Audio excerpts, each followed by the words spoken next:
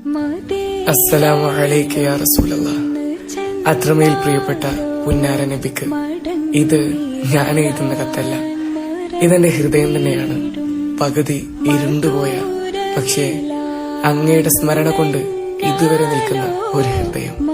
നബിയെ, ഞാൻ അങ്ങയെ കണ്ടിട്ടില്ല, പക്ഷേ അങ്ങയുടെ പേരിൽ എന്റെ കണ്ണ് നിറയാറുണ്ട്.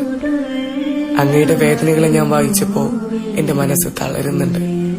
ത്വായിഫിൽ അങ്ങയെ രക്തം കലർന്ന കാലുകളിൽ നടത്തിയത് ഞാൻ വായിച്ചപ്പോ അറിയാതെ കണ്ണ് നിറഞ്ഞുപോയി.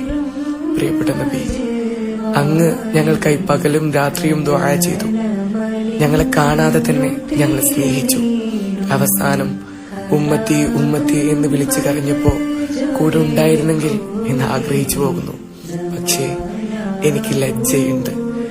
അങ്ങ് കൊണ്ടുവന്ന ദീനിൽ നിന്ന് ഞാൻ പലപ്പോഴും അകന്നു പോകുന്നുണ്ട്. അങ്ങയുടെ ജീവിതം പാഠമാകുമ്പോഴും ഞാൻ പലപ്പോഴും വഴി തെറ്റുന്നു. എങ്കിലും അങ്ങ് പഠിപ്പിച്ച അള്ളാഹുവിന്റെ കരുണയുടെ വാതിലുകൾ ഞാൻ ഇന്നും തേടുകയാണ്. എനിക്ക് വേണ്ടി ദുആ ചെയ്യുമോ?